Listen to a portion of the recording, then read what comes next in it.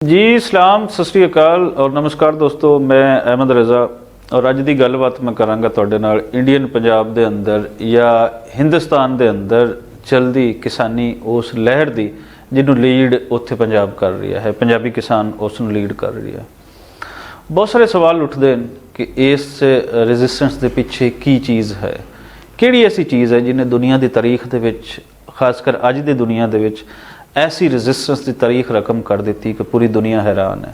नहीं हैरान तो वो मोदी मीडिया या मोदी माइंडसैट वो हैरान नहीं, पूरी दुनिया हैरान हो रही है और पूरी दुनिया की सपोर्ट भी डे बाय डे वो बढ़ती जा रही है। और बढ़े भी क्यों ना, एक ह्यूमनिस्ट जदों ये देखेगा कि यार एक शख्स एक महीने तो ज़्यादा पुरअमन तरीके दे नाल वो धरने ते बैठा है, वो अपने मुतालबात मनवाना चाह रही है और उहदे विच कोई तशद्दद दा रंग नहीं है, कोई उहदे विच मारा मारी नहीं है, तो वो सोचेगा कि इहदे पिछे किहड़ा फलसफा है, की ख्याल है जिहड़ा उन्होंने पुरअमन लैके बैठा है।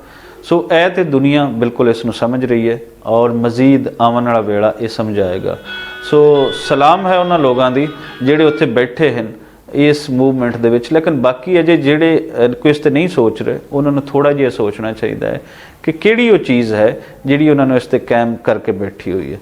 हुण अगला सवाल ये है कि मिसाल के तौर पर अगर ये किसानी लहर जिहड़ी है ये कामयाब नहीं होंदी, इन्हां दीयां मंगां नहीं पूरीआं होंदियां, तो फिर पंजाब नूं की नुकसान होएगा, उधर दे पंजाब नूं की नुकसान होएगा, इधर दे पंजाब नूं की नुकसान होएगा।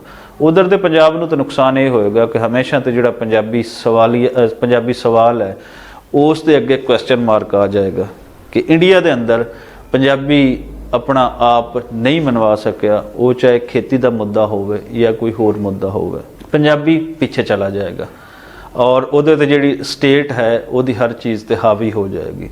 सो यही चीज़ इस वेले दा जिहड़ा किसान है वो समझी खड़ा है। दूसरा, उहदी खेती उहदे कोल नहीं रहेगी, वो कारपोरेट कल्चर के शिकंजे दे विच आ जाएगी और उहदा फ्यूचर होर तारीक हो जाएगा, उत्थे खुदकुशियां होर होणगियां, गुरबत होर वधेगी। सो खुशहाली दा सिंबल जिहड़ा है वो इहदे नाल जुड़िया होया है, पंजाबी इज़म दा सिंबल इस दे नाल जुड़िया होया है, गुरुआं दी रेजिस्टेंस दा सिंबल इस दे नाल जुड़िया होया है और उन्हां दी बका दा मसला इस दे नाल जुड़िया होया है। लैंदे पंजाब विच की नुकसान होएगा?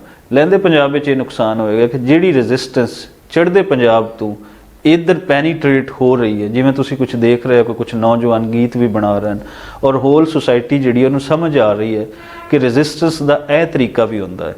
अगर चढ़दे दा पंजाबी यह रेजिस्टेंस कर सकता है तो लैंदे दा पंजाबी भी ये रेजिस्टेंस कर सकता है। वो सवाल चाहे ज़रात दे नाल जुड़ा होया होवे, वो चाहे बोली नाल जुड़ा होया होवे, वो कल्चर नाल जुड़ा होया होवे या अपने बाकी हक्कां लई वो सवाल उन्हां दे नाल जुड़ा होया होवे।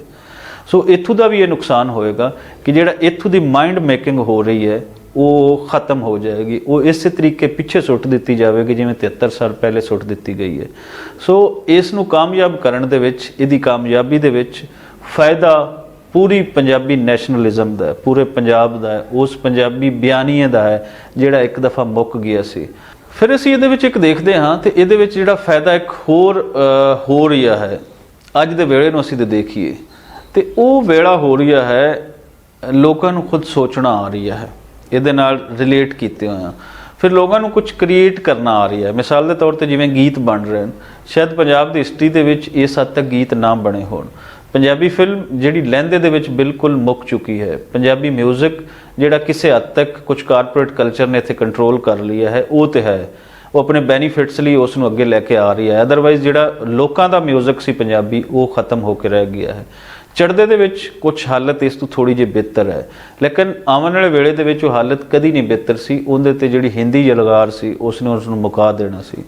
लेकिन अगर असीं ये भी सोचीए कि यह जिहड़ी किसान मूवमेंट है ये उन्होंने भी ग्रूम कर रही है, ये उन्होंने भी अगे लैके आ रही है। मिसाल के तौर पर रंजीत बावा का जिहड़ा गाना आ रही है, एक गीत नहीं आ रही है, रंजीत बावा के कई गीत आ रहे हैं, उहदे अंदर असी जिहड़ा गीत लिखण वाला देखिए, उहदे लिरिक्स, उहदा म्यूजिक कमाल दा है। फिर कंवर गिरीवाल नूं देखिए, हरफ चीमा नूं देखिए, दिलजीत नूं देखिए या होर जितने भी इस दे नाल जुड़े हुए लोग हैं, फिर सतनाम पंजाबी जिहड़ा एक नवां उभरदा होया सिंगर है उन्होंने असीं देखिए। ये लोग जिहड़े अज खड़े हैं, म्यूजिक जिस तरीके नाल सामने लैके आ रहे हैं, ये रेजिस्टेंस के नाल म्यूजिक जिहड़ा जुड़ रही है, जिहड़ा मैं बार बार कहना कि तुहाडा बयानियां बदल रही है। पहले ये चंद दानश्वरां दा सवाल हुंदा सी, ਚੰਦ ਨੈਸ਼ਨਲਿਸਟ ਦਾ ਸਵਾਲ ਹੁੰਦਾ ਸੀ। ਹੁਣ ਉਹ ਫਨ ਦੇ ਨਾਲ ਜੁੜ ਗਿਆ ਹੈ, ਉਹ ਸਿੰਗਿੰਗ ਦੇ ਨਾਲ ਜੁੜ ਗਿਆ ਹੈ, ਅਦਾਕਾਰੀ ਦੇ ਨਾਲ ਜੁੜ ਗਿਆ ਹੈ, ਹਰ ਫੀਲਡ ਦੇ ਨਾਲ ਇੱਕ ਦੂਸਰੇ ਦੇ ਨਾਲ ਇੰਟਰਲਿੰਕ ਹੋ ਰਹੀ ਹੈ, ਨੱਥੀ ਹੋ ਰਹੀ ਹੈ। ਔਰ ਇਹ ਨੱਥੀ ਜਦੋਂ ਪੰਜਾਬੀ ਬਿਆਨੀਏ ਨੂੰ ਅੱਗੇ ਪ੍ਰਮੋਟ ਕਰੇਗੀ ਤੇ ਲਹਿੰਦੇ ਦੇ ਵਿੱਚ ਵੀ ਖੁਸ਼ਹਾਲੀ ਆਏਗੀ, ਚੜ੍ਹਦੇ ਦੇ ਵਿੱਚ ਵੀ ਖੁਸ਼ਹਾਲੀ ਆਏਗੀ। ਔਰ ਇਹ ਖੁਸ਼ਹਾਲੀਆਂ ਹਮੇਸ਼ਾ ਉਹੀ ਲੋਕ ਦੇ ਜਾਂਦੇ ਹਨ ਜਿਵੇਂ ਅੱਜ ਕਿਸਾਨ ਮੂਵਮੈਂਟ ਦੇ ਆਗੂ ਉੱਥੇ ਬੈਠੇ ਹਨ। ਸੋ ਸਲਾਮ ਹੈ ਉਹਨਾਂ ਸਾਰੇ ਲੋਕਾਂ ਨੂੰ ਜਿਹੜੇ ਇਸ ਦੇ ਨਾਲ ਜੁੜੇ ਹੋਏ ਹਨ। ਔਰ ਲਹਿੰਦੇ ਵੱਲੋਂ ਜਾਂ ਤੁਸੀਂ ਦੁਨੀਆ ਦੇ ਵਿੱਚ ਚੜ੍ਹਦੇ ਵੱਲੋਂ ਜਿੱਥੇ ਵੀ ਬੈਠੇ ਹੋ, ਇਸ ਨੂੰ ਭਰਪੂਰ ਸਪੋਰਟ ਤੁਹਾਡੀ ਉਸ ਦੀ ਲੋੜ ਹੈ। ਔਰ ਇਸ ਜਿਹੜੀ ਹੈ ਰੈਜ਼ਿਸਟੈਂਸ ਹੈ, ਇਸ ਨੂੰ ਕਾਮਯਾਬ ਕਰਾਉਣਾ ਸਾਡੇ ਸਭ ਦੀ ਰਿਸਪੌਂਸਿਬਿਲਿਟੀ।